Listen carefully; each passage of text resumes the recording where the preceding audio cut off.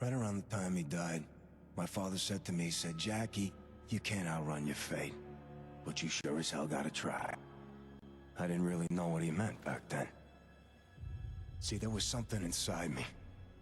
Something terrible, waiting to get out. And when it did, it made me watch the only thing I ever cared about.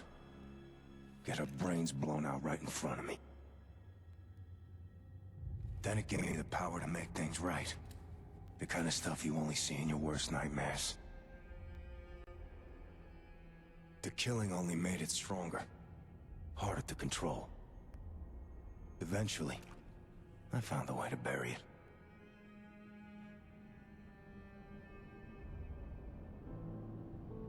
But ever since, it's been trying to get back out. It calls itself the Darkness. The first time you use the Darkness, it scares you. But once you've tasted it, you can't stop. It's all you think about. Like I said, it consumes you. Every second of every day for the last 2 fucking years, I kept myself in check. Gritted my teeth and kept it buried. Oh, now it's back. And I can feel what it's doing to me. Wanna know something funny? When I was a kid, the dark used to scare the shit right out of me. I always felt like there was something out there, in the shadows, just waiting. And Sarah always said I was a smart kid. She tried to tell me, Jackie, either you control your fears or they'll control you. And I tried to control them, believe me. I tried. But every night, there I was, hiding under the sheets, trying to convince myself that whatever was out there wasn't real. Thank God I outgrew that shit, huh?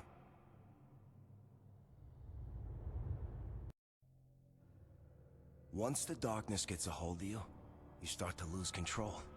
You start to wonder what the fuck you're doing. Time slips away from you. And then, all of a sudden, it's like you're sitting in a theater, watching a movie of your own life. And you're up there on the big screen, big as life. You're a fucking movie star, and you're killing all the bad guys, tearing them limb from limb. And you feel good, you look good. Fuck, you are good. And then you realize something. Everyone else in the theater, they're screaming. 'Cause they're watching a horror movie. And you're not the hero. You're the monster.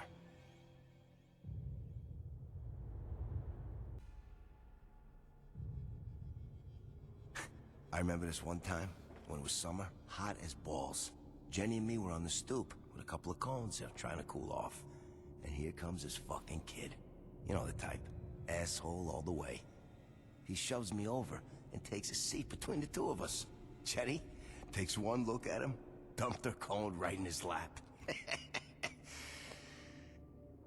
That's when he pushed her. So I did what I had to do. I curbed the little fuck. Figured a few months eating through a straw would teach him how to talk to a lady. Jenny didn't talk to me for a week.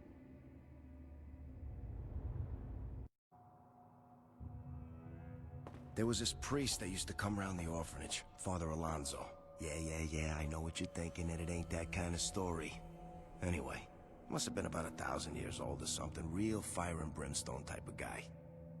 Used to tell us kids that hell wasn't some bullshit story they made up to keep us in line. It was fucking real. A fucked up place, where all the deadbeats, hookers, dealers, and junkies all ended up. And if we weren't careful, that's exactly where we were gonna go. Fuck. If only it were that easy. See, as long as the bloodline continues, the darkness will always have a new host. Found that out my 5th birthday. Woke up in the middle of the night with my dad, just sitting on my bed, hovering over me, butcher knife in his hand.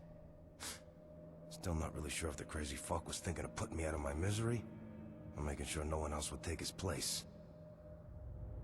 When I was 18, running numbers for my cocksucking Uncle Paulie, I used to kill time at Rocco's. Real shithole of a bar. But the waitress, biggest tits you ever seen. I'm pissed drunk this one time, and I hear someone call my name. Next thing I know, 5 goons are stomping my head in. Fucking assholes put me in a hospital for a week. 2 people sat with me the whole time. Jenny and my Aunt Sarah. My last day there, when I'm finally healed up, Aunt Sarah leans in, slips me a piece of paper. It's got the names and addresses of the assholes who put me in there. One look and I got the lesson. I wasn't gonna make the same mistake those fuckers did.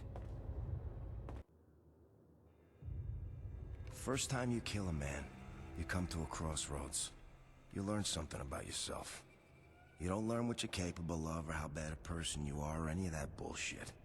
You learn you can sleep at night after, or you learn you can't. You're either haunted, or you're not. I was 16 years old the first time I killed a man. And I slept like a baby every night since. When we was kids, Jenny and I were broke. But she always found a way to have a good time. One time for my birthday, she snuck us into a roller rink. Some kid was having a party and it was so big, they didn't notice a little girl helping herself to some cake and some presents. All for me. Best birthday I ever had. She snuck us into movie theaters, con our way into bars, whatever. And whenever we got busted, she was just as good at getting us out as she was getting us in. She could con her way out of anything. But I should have known. Luck like that can't last forever.